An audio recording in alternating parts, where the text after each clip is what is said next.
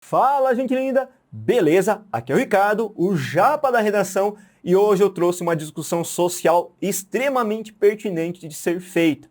Provavelmente você reconheceu pela capa do nosso vídeo mais ou menos do que a gente vai tratar. Quem está estampando dessa vez a capa do vídeo é o apresentador, o influenciador digital Monark, que recentemente fez uma fala extremamente discriminatória, segregacionista, que levanta diversos questionamentos. Mas vale lembrar que essa fala é apenas a ponta do iceberg que a gente pretende investigar aqui nessa aula, tendo em vista a repercussão toda que isso pode causar também no campo das provas vestibulares. Então, quer saber um pouco mais? Se liga neste vídeo até o final.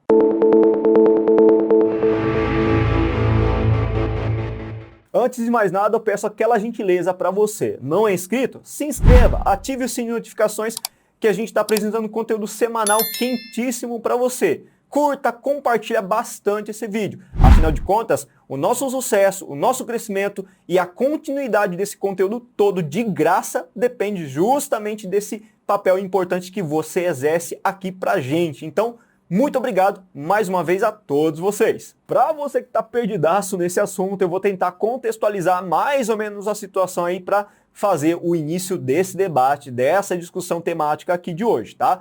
O Podcast Flow, provavelmente você já deve ter ouvido falar um pouco sobre esse assunto. Ele é um dos mais representativos do Brasil. No YouTube, só para você ter uma ideia, tem cerca de 3,7 milhões de inscritos, dada a repercussão toda que ele tem. E por que tem tanto sucesso? Ele tem trazido diversos indivíduos, apresentadores, personalidades influentes da política, da arte, da cultura em geral, para debater assuntos os mais polêmicos, assim como também aqueles que são mais banais e mais corriqueiros. E toda essa diversidade de conteúdo com certeza chama a atenção dos brasileiros, até por conta da linguagem bem acessível, bem humorada, abordando diversas temáticas distintas que vão gerando um engajamento na nossa sociedade. Por isso tem feito bastante sucesso. E o que aconteceu para ver uma repercussão tão negativa da opinião pública em relação ao programa Flow? No dia 7 de fevereiro de 2022, segunda-feira, o programa acabou recebendo duas figuras relevantes do cenário político brasileiro, Tabata Amaral e o Kim Kataguiri.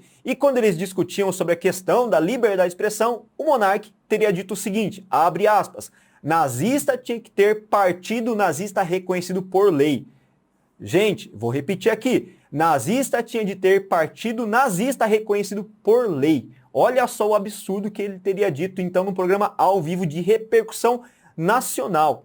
O impacto desse discurso é muito relevante, tendo em vista que ele é um influenciador digital que tem só no YouTube, de novo, repito, cerca de 3,7 milhões de inscritos. Por outro lado, a deputada Tabata Amaral disse o seguinte para ele, que nenhuma liberdade de expressão é absoluta, uma vez que a liberdade de expressão ela acaba se encerrando no momento em que eu firo o direito do outro, que eu ofendo o direito do outro.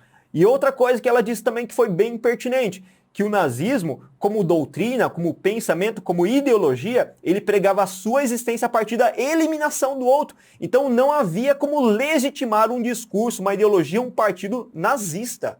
E o maior problema não é necessariamente a fala dele que dura poucos segundos, mas a legitimação por meio de uma autoridade. Lembra que ele representa uma sociedade. Ele é um influenciador digital. Só no YouTube ele tem cerca de 3,7 milhões de inscritos. Ou seja, o discurso dele acaba percorrendo distâncias, acaba sendo significativo para uma boa parcela da sociedade e influenciando direta ou indiretamente essa formação de uma concepção dada a ideia de liberdade absoluta de expressão que não existe de fato.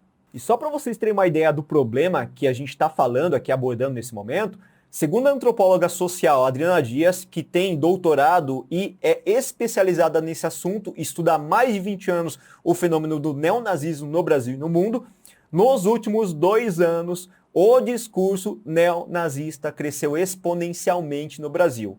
E ela traz alguns números, olha só os números que ela traz. Hoje, segundo o levantamento dela, são cerca de 52 grupos neonazistas que se subdividem em 530 células neonazistas por todo o Brasil. E ela também afirma que não é um fenômeno mais isolado como era na década de 80, mais ao sul. Hoje existem grupos nazistas espalhados por todo o Brasil. E a Adriana Dias acrescenta ainda que são grupos muito diferentes um do outro. E às vezes eles não têm uma nítida ligação entre eles e o nível organizacional também pode mudar bastante. Alguns atuam apenas no campo virtual, outros podem gerar atos de violência física organizada em grupos também.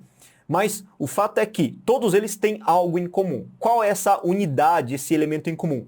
Eles todos pregam a hegemonia, a superioridade ariana em detrimento justamente ao extermínio de negros, de judeus, da comunidade LGBTQIA+, de nordestinos, de imigrantes e de deficientes. Ou seja, é insustentável haver a defesa da legitimação de um partido nazista no Brasil. E vale lembrar aqui, galerinha, que nós temos um arcabouço legal que criminaliza o nazismo em qualquer tipo de discursos de ódio. Para começar, eu trago aqui a Declaração Universal dos Direitos Humanos em um dos seus artigos que diz o seguinte, abre aspas, todo ser humano tem capacidade para gozar os direitos e as liberdades estabelecidos nesta declaração, sem distinção de qualquer espécie, seja raça, cor, sexo, idioma, religião, opinião política ou de outra natureza. Além disso, na Constituição Brasileira de 88, no seu artigo 5º, nós temos a seguinte situação.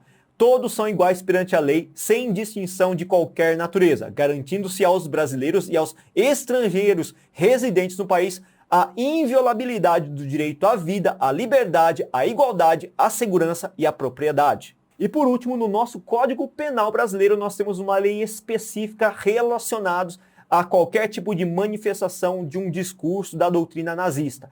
No artigo 20, na Lei 7.716/89, determina ser crime de racismo apenado por reclusão de 2 a 5 anos e multa a fabricação, comercialização, distribuição, veiculação de símbolos, emblemas, ornamentos distintivos ou de propaganda que utilizem a cruz suástica ou gamada para fins de divulgação do nazismo. Ou seja, qualquer tipo de menção, de promoção ao nazismo, seja com o mascaramento da liberdade de expressão, é crime. Olha para mim agora, gente linda. Muita atenção nesse aspecto que eu vou citar aqui. Toda a informação que nós passamos nesta aula não diz respeito só e somente à opinião manifestada pela Corrige-me ou pelo professor Ricardo. Trata-se de um conteúdo que tem arcabouço teórico e arcabouço legal também, baseado na Declaração Universal dos Direitos Humanos, assim como na Constituição Brasileira e no Código Penal Brasileiro, assim como também trouxe alguns especialistas para acrescentar informação para vocês. Tudo isso é muito importante para gerar uma reflexão muito produtiva e crítica do cidadão brasileiro, de você como estudante. E claro que tudo isso também tem um propósito. Você, por meio dessa aula, tem arcabouço, repertório, conhecimento de mundo. Se esse tema cair nas redações de 2022, com certeza você vai se dar muito bem, porque nós trouxemos mastigadinho muitas informações que podem ser utilizadas amplamente de maneira produtiva por você.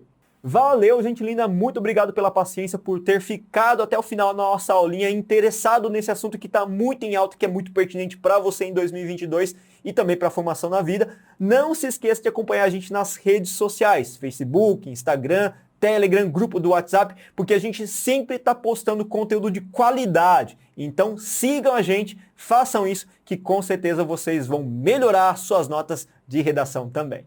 Valeu, gente linda, até a próxima aula!